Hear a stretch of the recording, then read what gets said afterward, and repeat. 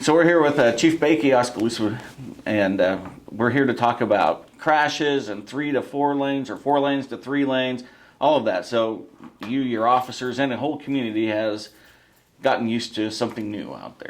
Yeah. So obviously there's been a lot of talk on social media and at council and different things. The 4-lane to 3-lane conversion has kind of been under planning for maybe most of a decade, but at least for the last 5 or 6 years, they've been talking about this. So I know there's consternation. There's some confusion, especially when the paint didn't work properly. There was definitely some confusion as to how it was supposed to work. But I'm happy to talk about kind of where this project came from, why it was put in place. I pulled a bunch of some of my paperwork from 2019 when this was actually being planned out, and it's been a long-term thing. This wasn't just done on a whim. This wasn't just an idea that somebody came up with. This is all based on crash data. And Sean Murphy at the last council meeting, he had a presentation that you can pull up online, kind of the update on the project itself. But that's good stuff, but really we just want to talk about actual data and facts, and I'm happy to answer any questions you have. All right, so well, let's just get down to the main nuts and bolts as why it was proposed that this would help. So the amount of crashes along A Avenue and Market. So yeah, and Market, as you know, North Market was changed to 3 lanes several years back, before I got here. So I've been here 5 years ago, 5 years now, and they were noting how remarkable the changes in the crashes were. So it reduced the crashes pretty directly, moving it to a 3-lane. And then now South Market has switched over, and now all of A Avenue has switched over to a 3-lane. So I actually pulled out a picture from the local road safety plan. So this was actually started by the DOT and by a private entity contracted by the DOT as far back as 2016. They met with us with some of their results in 2019, and I was part of that committee. So the total crash rates for Oskaloosa in general were significantly higher starting in 2011 all the way through 2017. So they actually had a graph here where blue is Oskaloosa and orange is the basically Iowa cities that are comparable, and you can see in particular we were pretty high overall for crashes. So they look at a lot of different things that we can control, and there's really generally the 5 E's to lowering crash rates: traffic safety enforcement, engineering, education, emergency response, and then everyone else. And unfortunately everyone else is the other drivers that we can't necessarily control. And that's like 90% of crashes are caused by other people, and we can't necessarily fix those. But of the 10% we can affect, we should be making efforts to try to do that whenever possible. So it really comes down to if there's signage, lights, if there's engineering changes we should be making, and I'm by no means an engineer, but definitely work on the enforcement side of things.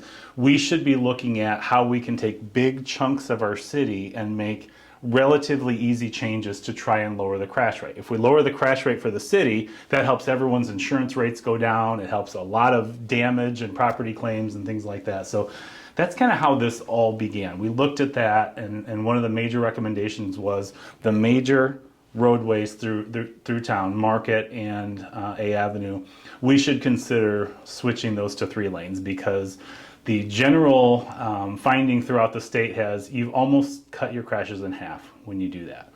Well, if that's our major thoroughfare and we have a lot of crashes, cutting our crashes in half or even anywhere close to that, that should be a no-brainer. That's one of those things we should be doing.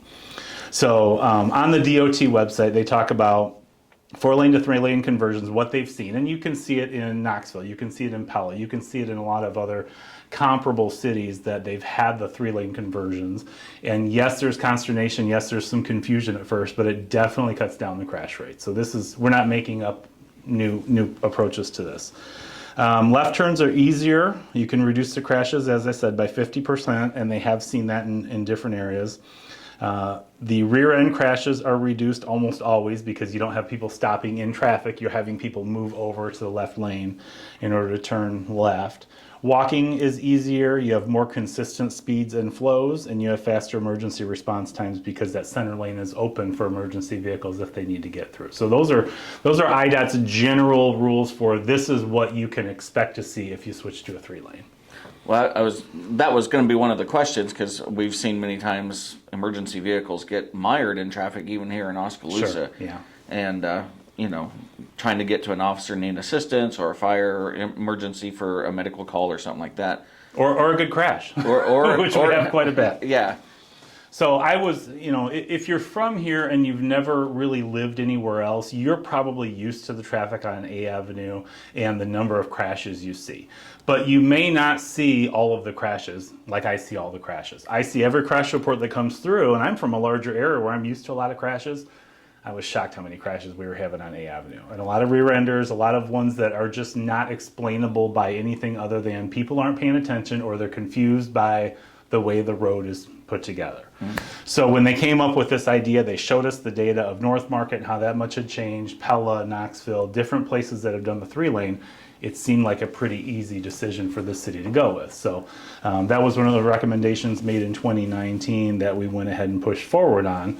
And certainly, change is hard for a lot of people. It's been this way for as long as anyone can remember. But once you change it and people start figuring out how it works, the traffic is smoother flowing. That doesn't mean it's always more convenient. It doesn't mean things don't back up once in a while. But the speeds are more consistent and the traffic flow is generally easier to predict, which calms things. And that's the idea of this. You're calming traffic so that there are fewer thought processes that have to happen by drivers, fewer decisions, and then fewer crashes. Well, so I covered a crash on C in North Market recently. Yeah, a couple weeks ago, I think. Yeah, and new light. Everybody's what was kind of the cause of that, and how did that car turn turtle like it did? Yeah, so that was sometimes with the higher profile vehicles like a pickup truck, if you hit them just right, they can roll over, and that's really what happened here. We had a driver not from the area, was not paying attention properly, did not see the light, went right through the light at full speed. So you're talking 35 miles an hour, 30, 35 miles an hour. The other person had the right of way, the truck had the right of way, had no reason to think they were going to be hit broadside, basically your perfect T-bone collision. And then as the truck was spinning around, its wheels caught a seam in the pavement, and that's what caused it to roll over. It wasn't actually the crash, it was the end of the crash where it tipped over, and thankfully there were no serious injuries on that. But yeah, it looked pretty jarring when we pulled up and saw it. We had to extricate the driver of the truck from one of the windows. So yeah, that's a pretty jarring thing to see in what should be a relatively low speed intersection. Well, and for folks that are getting used to the 4-lane to 3-lane conversion, even though that's been 3-lane for probably 10 years now. Yeah. They're like, oh, well, see, this isn't working. It's making it worse. Right. And I think you probably have a little data that helps kind of talk about some of that stuff. Yeah, I pulled some data. Not so much on North Market because the southern part of Market has just been converted, so we don't really have much data on that. But overall, on Market and on A Avenue, year to year, our crashes are down, and citywide our crashes are down right now too. So if you have a large thoroughfare like A Avenue and your crashes move down on A Avenue, of course, citywide you should expect to see a little bit of a change too. So just looking at citywide crashes from January 1st to May 18th, which is today, I just ran some numbers this morning. So we are at 50 crashes so far this year citywide. Okay. Last year in the same time period, we were at 77. Okay. The year before, we were at 78. So in 2021, we were at 78 crashes citywide between January 1st, May 18th. 2020, COVID year, less traffic on the road, more people at home. We were down to 51, so we're still down from that by one overall crash, which is not necessarily significant. 2019, 66 crashes. 2018, 55 crashes. And again, 2023, we're at 50 so far for the year. Mm-hmm. So that's apples to apples. The major change being we changed A Avenue. Is that going to be a result of all these crash reductions? Probably not. But we're seeing the right trend. That's what we want. We want to make these changes and then see the trend go down. I pulled this morning just from A Avenue. So basically from 163, the interchange, all the way out to Solar Drive, which is near the edge of the city along A Avenue. And that should grab just north and south of A Avenue within that intersection area. So that if there's rear ends caused by the intersection, it would cover those two. Mm-hmm. So in 2018, we had a really good year. We were at 13 for that whole stretch for January till May 18th. 2019, we're at 29, so it was our highest year that we've had in a while. 2020, COVID year, we're at 15. 2021, we were at 20 on that stretch from A Avenue, from the interchange all the way out to Solar. 2022, last year, we're at 24 during this time period, January 1st to May 18th. And then this year so far, we're at 14. Okay. So 14 this year, 24 last year, 20 the year before, and 29 of them in 2019. So it looks like things are going the right direction. And a lot of that time, the paint wasn't even on the pavement. Yeah, I was going to So it was kind of a free-for-all where people were trying to figure out, okay, how is this supposed to work? And the fact that the paint didn't work properly is hopefully all corrected now. So we should see that trend further in the right direction with the paint working. So I'm understanding that, social media folks are getting off the arteries, so Sure. A Avenue and Market, and they're going to the side streets or other smaller arterial roads. Yep. Are you seeing an increase in accidents at those roads? So one of the major thoroughfares is going to be C Avenue. So I pulled that. Not really any significant changes. So I pulled C Avenue basically the whole length of it from North L where it dead ends all the way out to 11th Street. Kind of our major stretch there.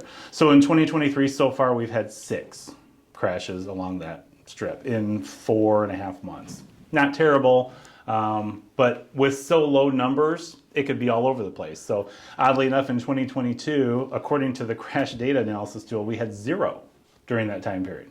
Okay. And I looked and I checked it. I can't find a crash along C Avenue that entire stretch of the year, which is kind of strange. 2021, we had 8. 2020, we had 4. 2019, we had 2. And then 2018, we have 5. So the fact that we're at 6 this year, I could see that being consistent with people trying to get off A Avenue and maybe using different roads. And C Avenue's always been a pretty heavily driven road. Right. So a lot of people are using it when they're trying to go that direction and head out towards Pella or something like that. C Avenue is a pretty easy thoroughfare to use for that. So more traffic, we'll see. I mean, we have our speed trailer we put out that does traffic counts, and engineers do the traffic counts. And after things settle down a little bit, we'll do a study on it and find out, are the counts significantly higher? Mm-hmm. And then are the crashes proportionate with that, or are the crashes still staying pretty consistent? I was going to say it'd be nice to say, oh, look, hey, we're on A Avenue and the crashes went down, but if it transferred the crashes to someplace else, right, is that really a gain? That's one of those things we talk about, displacement with crime. If you attack crime in a certain area, does the crime just displace to other areas? And if it's out of your community, that's a win for the community. But if it's just moving it around within your community, it doesn't help. Same thing with crashes. But if A Avenue, because of the congestion, because of the way it was engineered to begin with, if that is causing crashes and you fix that, it shouldn't ideally push those crashes elsewhere. You should actually be trying to solve a problem. So that's what we hope for. Okay. That's what we're, and the data will see. I mean, this isn't just our opinion. You're able, anyone can look on the data and pull it and see what we're seeing and see if we're telling the truth, see if we're giving you real data, which there's no reason not to. I mean, it looks like it's trending in the right direction. We'll keep monitoring it. Okay, and then, so let's go to your folks that are in a squad car every day. So, what kind of differences are they seeing in traffic behavior? Yeah, so I have not gotten complaints from my cops very often. I mean, again, change is hard for them too. They, especially if they're going faster, if they're trying to get to an emergency call, they have to think about the change also and how to navigate that. So we have issues with people, if there's lights behind them, they freeze up, they don't remember to curb to the right and get out of the way. We have people that pull into the center lane to try and get out of the way, which mucks everything up. Yeah. it becomes an issue. So if people are following the rules of the road, which means lights behind you, move to the right and slow down or stop, then it's easier for us to navigate through that center lane and try and get to where we need to go.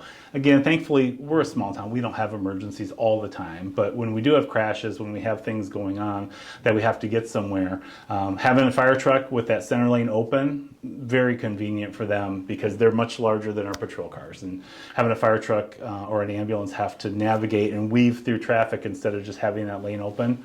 Having that lane open is very convenient for them. Okay. I mean, that can make life or death timing on a heart attack situation, on a crash where there's a severe injury, something like that. Yeah. All right. What other sorts of information are you hearing that you kind of hope to maybe shine a light on and say, hey. I pulled some speed data. So we had Alan, our CSO, pull some data. He does the speed trailer. He moves it around based on sometimes complaints, sometimes where we're seeing high crash areas, and we pull the speed. So C Avenue East, we had in the 900 block for 13 days. The speed limit there is 25. We saw 31,000 cars go through within that 13-day time limit. So that was back in April of last year. So this would be before the A Avenue change. This would have been a pretty accurate speed count. The average speed we saw in a 25 mile an hour zone was 25.8. Okay. So not a crazy amount of speed. Definitely, if that's the average speed, everyone's a little higher than the speed limit.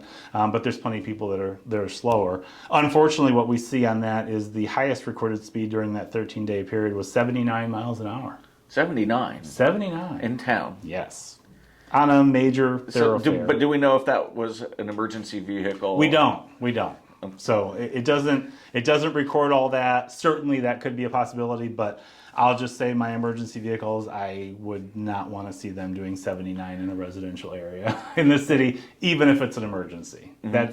That's pretty fast. So my guess would be it's not. Some of the speeds we've seen, 1500 block of Green Street, we had a 25 mile an hour zone, 21 days it was there back in 2021. The average speed was 26.8.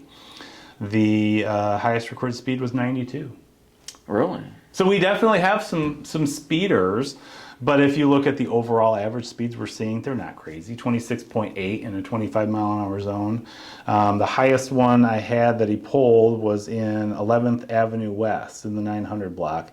It's a 35 mile an hour zone, and the average speed was high, but lower than the speed limit, 32.2.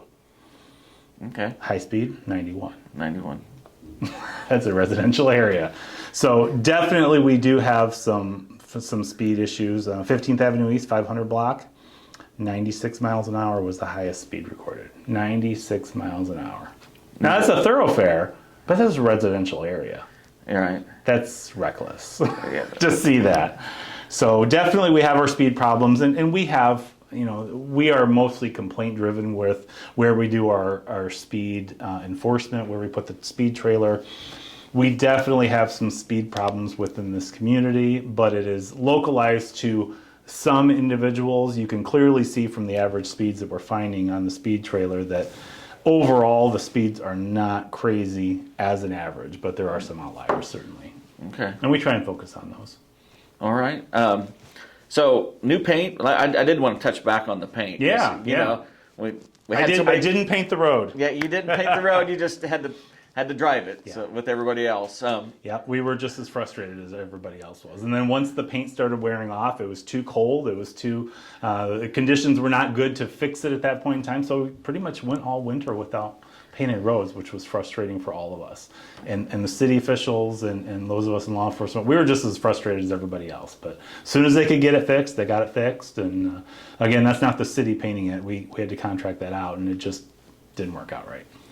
They came and fixed it. It looks great now. Yeah, it's much better. It's much better. The 3 lanes are easy to see. So once people get used to it, it'll be like most other things. I know it's frustrating sometimes to try, especially if you haven't been in town for a while, you're coming to visit, you have no idea this happened and you're trying to navigate it. I get that. But over time, it'll work out, and we're really hoping to see those crash trends go down. That's the important thing. That'll save everybody money on their insurance.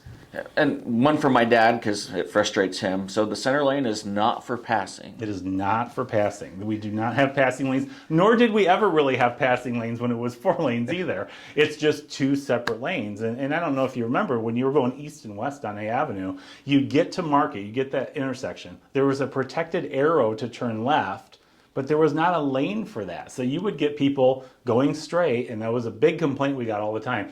People are going straight, they're waiting there, everyone behind them wants to turn left. Mm-hmm. And the protected arrow goes and nobody moves and it disappears, and then everyone's frustrated because now they have to wait to turn left through oncoming traffic. So then that whole interior lane, sometimes both directions, is completely congested. We shouldn't have that issue anymore. But the center lane is not for passing, that's correct. All right. And then there was a couple of other snafus. I'm sure that the timing on everything is getting worked out yet. We saw was telling people to walk even though it shouldn't have at points in time? Yes. There have certainly been some electrical issues. Again, we contract a lot of that out, and sometimes our electrical contractors are working with things and they think it's working right, and then something will happen and it'll just stop working right. So that's a project in progress still, but I think things are getting better. We're seeing some of the changes that are actually working, and now they can work on getting the lights timed properly so the traffic flows easier, and it's sensing cars is ideally the overall plan, where it'll sense cars and change the traffic flow based on the car counts instead of just this number of seconds and this is how it's always going to work. It doesn't always work that well, even in a small town.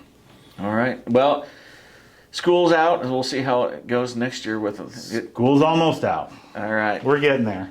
All righty, sir. Anything else that we should touch on No, to help traffic better navigate through Oskaloosa? Well, I mean, yes, there's always the same thing. Wear your seatbelts, don't speed, stay off your phones. I mean, even though we don't have a hands-free law in Iowa still, a lot of our crashes, it's underreported in the crash stats. A lot of our crashes cannot be explained except by people weren't paying attention. And even though we can't say in the crash report they were on their cell phone, we know there's a lot of cell phone use. If you drive around, you see it all the time. Our crashes will go down if people are just paying attention more to the roadways and other drivers and not their phones. Okay. Well, we appreciate your time and digging out all this information to help inform us. So. Yeah, thanks for coming in. I appreciate it. All right. Thank you.